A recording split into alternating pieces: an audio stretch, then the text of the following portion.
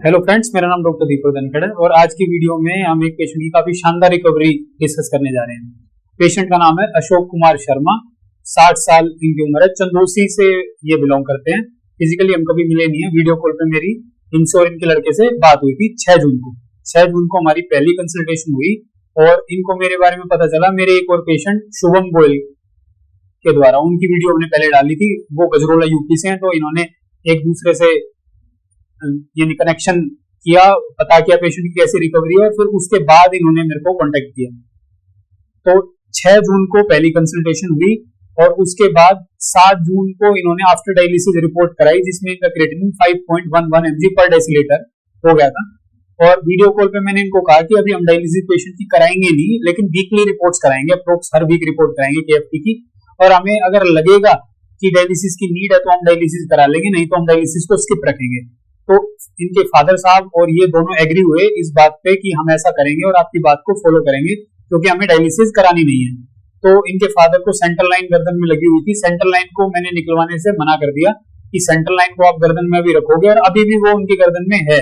अभी उसको होपफुली हम 1 वीक 10 दिन में रिपोर्ट्स करा के निकलवा देंगे, क्योंकि अगर बीच में पेशेंट की तबीयत खराब होती तो हमें डायलिसिस की नीड होती और सेंट्रल लाइन हमने निकलवा दिया होता अगर, तो फिर पेशेंट को फिर से डलवाना पड़ता, जिससे अननेसेसरी पेशेंट का खर्चा होता है और सर्जरी करानी पड़ती है। तो हमने सेंट्रल लाइन को रखा। तो 7 जून के बाद जब इन्होंने 12 जून को रिपोर्ट कराई तो अब इनको डायलिसिस तो मिली नहीं।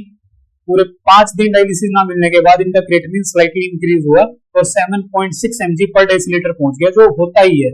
आप अगर डायलिसिस को बंद करोगे तो बॉडी डिमांड करेगी डायलिसिस की, और फिर उसको हम मेडिसिन से मैनेज करते हैं।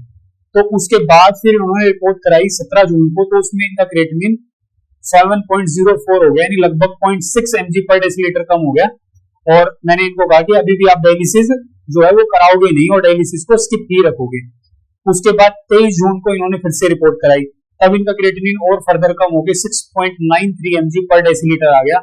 फिर मैंने इनको यही कहा कि आप जो है अभी पेशेंट की डायलिसिस नहीं कराओगे, क्योंकि पेशेंट में कोई सिम्टम नहीं है और धीरे धीरे उनका जो क्रिएटिनिन है वो कम हो रहा है। उसके बाद 4 जुलाई को जब इन्होंने रिपोर्ट कराई तो क्रिएटिनिन फर्दर कम हो गया, 6.74 mg पर डेसीलीटर आ गया।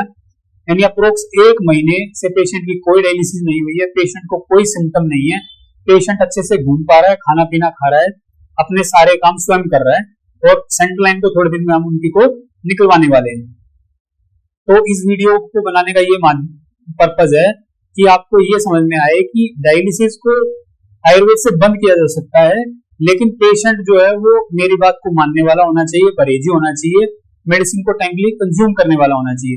जो पेशेंट ये चाहता है कि डॉक्टर ही सब कुछ कर ले, डाइट चार्ट को मैं फॉलो ना करूं, मेडिसिन को मैं टाइमली कंज्यूम ना करूं और मेरी डायलिसिस बंद हो जाए, तो इससे अच्छा तो आप डायलिसिस ही कराओ, वो ज्यादा आपके लिए बेटर होगी। आयुर्वेद में आना है तो आपको एक स्ट्रिक्ट डाइटरी और मेडिसिनल रेजिम को फॉलो करना होगा। अगर आप उसको फॉलो नहीं कर पाते तो आपके लिए आयुर्वेद बना नहीं है, आपको एलोपैथी में ही रहना चाहिए। बाकी पेशेंट का कैसा एक्सपीरियंस रहा, उनके साथ मेरी कल जूम मीटिंग पे बात हुई थी, वो आप देख सकते हैं, आगे वो वीडियो अटैच कर दी है। हेलो फ्रेंड्स, मेरा नाम डॉक्टर दीपक धनखड़ है और अभी अशोक कुमार शर्मा, जिनकी उम्र 60 साल है, मेरे से जूम मीटिंग पे जुड़े हुए हैं और इनकी मेरे से दूसरी बारी बात हुई है। पहली बार जो इनकी मेरे से बात हुई थी वो इनकी 7 तारीख को मेरे से बात हुई थी और उस समय इनकी डायलिसिस करवाई थी इन्होंने। बाकी डिटेल इनके लड़के भी साथ में बता देंगे। सेंट्रल लाइन आपको दिख ही रही है वीडियो कॉल में। हाँ जी, बताओ कैसी रिकवरी रही, क्या क्या हुआ।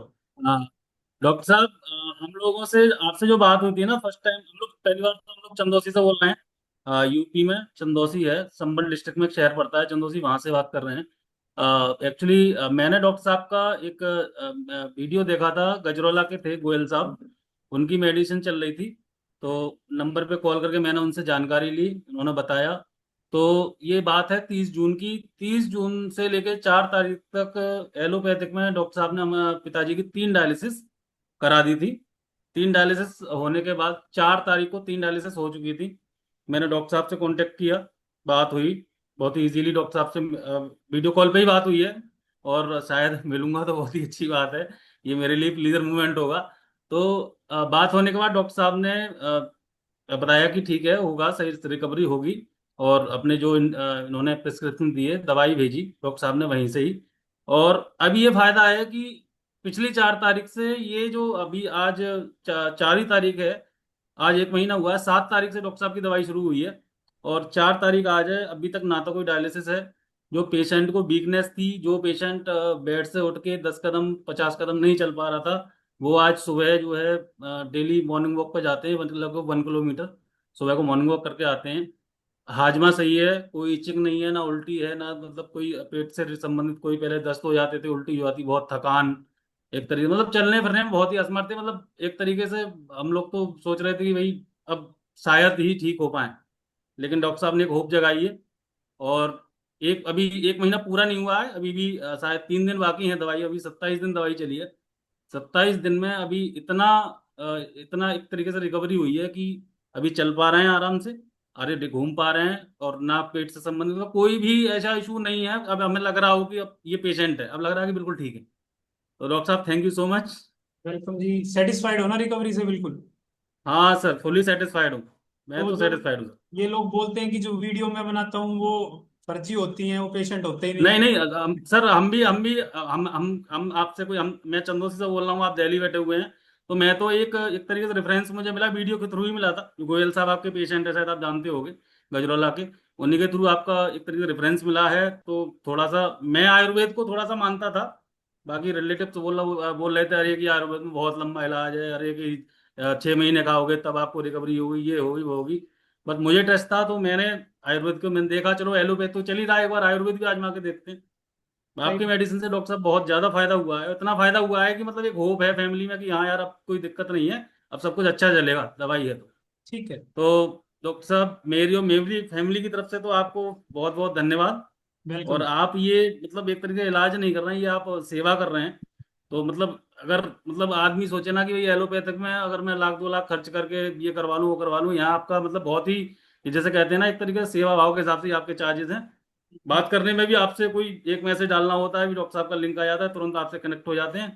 तो डॉक्टर साहब हम तो बहुत खुश हैं। तो बाकी रिकवरी आप पेशेंट हैं ही हमारे पास, देखो देख रहे हैं, हाँ जी अंकल जी, बैठे हुए संतुष्ट हैं, हो?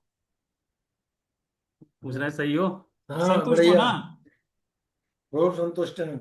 एक बार सेंटर लाइन और दिखा दो इनका पास से, ये जो लगा हुआ है। ये इनका सेंटर लाइन है, देखो ये देखो यहाँ से सेंटर डायलिसिस होता लाइन था आप इनका। देख पा रहे होगे लगा हुआ है। और अभी पिछले लगभग 1 महीने से हमने इससे एक भी डायलिसिस नहीं कराई, ये सेफ्टी के लिए रख रखा है हमने सिर्फ, कि जरूरत पड़े तो करा लें। लेकिन मेरे को नहीं लग रहा है इनको अब कभी डायलिसिस की जरूरत पड़ेगी, मेडिसिन से अच्छे से मैनेज हो चुके हैं।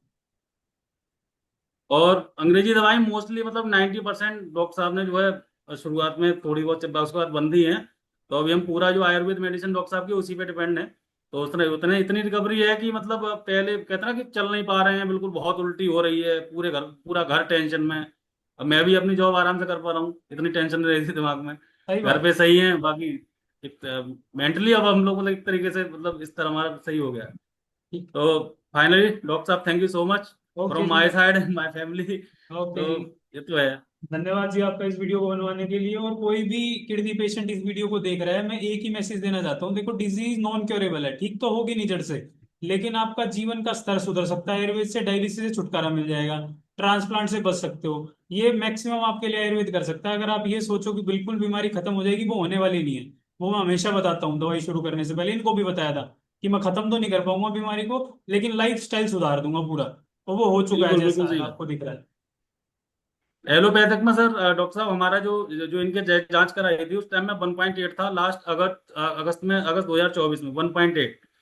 तो दवा खिलाते खिलाते खिलाते एलोपैथी से ना वो अभी 8.5 8 पे आ गया था। डायलिसिस पर पहुंच गए थे, तो और अब घट रहा है, 6 की रेंज में आ गया है, अब घटते घट रहा है, हाँ मतलब रेगुलरली अब 1 महीने में लगभग 1.5 पॉइंट घटा है। तो ये बहुत बड़ी एक तरीके से कह सकते हैं ना कि बिल्कुल। आयुर्वेद में एक तरीके से मिस्ट्री है। और वो भी डायलिसिस तो नहीं हुई, तब घटा है। हाँ, और एक भी डायलिसिस अभी तक नहीं हुई है, ये बहुत बड़ी बात है।